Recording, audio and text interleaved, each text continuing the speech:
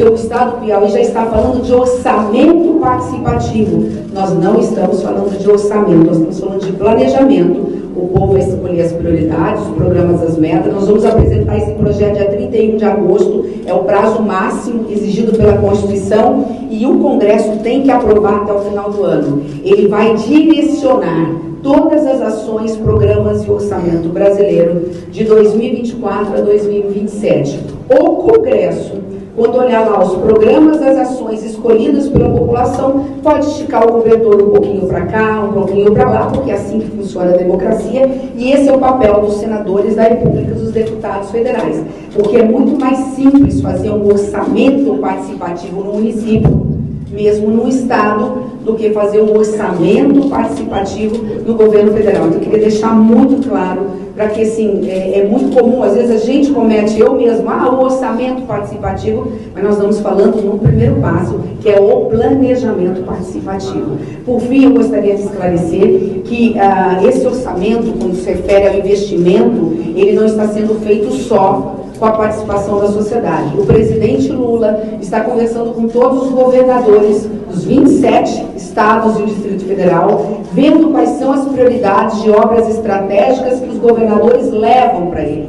Esse pacote de obras, ou ferrovia, ou rodovias, ou hospitais, por exemplo, de especialidades médicas, eles vão ser incorporados, vão ser trabalhados junto da Casa Civil e vão constar do novo PAC, que não vai chamar PAC, e ali nós vamos ter investimentos públicos, investimentos privados e parceria pública e privada. Só para a gente entender, né, para falar, mas vai caber tudo no orçamento brasileiro? Não. Nós não temos dinheiro nos próximos 3 anos, fora este, para colocar todos os programas prioridades que a população brasileira quer e que os governadores querem. Mas vai ser possível fazer muita coisa, porque além do orçamento federal, o governo do presidente Lula vai apresentar ao Brasil um novo PAC, numa parceria com a iniciativa privada, para, por exemplo, e assim eu encerro, escoar, por exemplo, de uma forma mais rápida, mais efetiva, os grãos do Piauí, né? A soja, o milho, né? Que passa por um porto, que eu sei que vocês escoam o porto pelo Maranhão, mas tem condições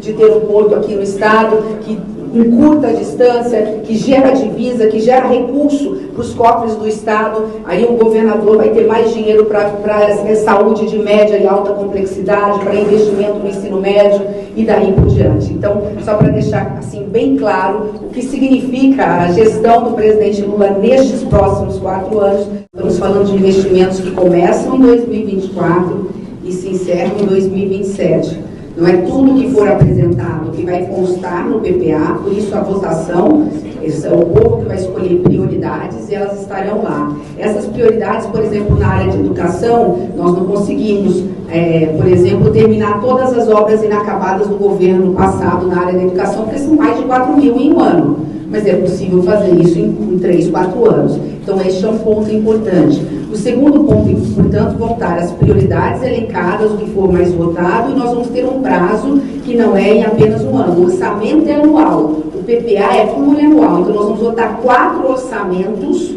para caber, né, para poder cumprir as prioridades que estão estabelecidas pelo povo no PPA. E segundo, que é fundamental essa informação, né? Foi muito interessante hoje de manhã, na plenária que nós estávamos no Ceará. Uma jovem que estava representando o movimento negro, ela falou assim, olha, nós queremos cotas, nós queremos realmente uma política diferenciada na educação, etc. Mas ela me chamou a atenção com uma frase que eu falei, pronto, está aí o discurso para explicar mais facilmente a importância da reforma tributária. Porque ela falou assim, mas nós queremos menos impostos para os mais pobres. Por quê? Porque o mais pobre paga mais imposto no Brasil.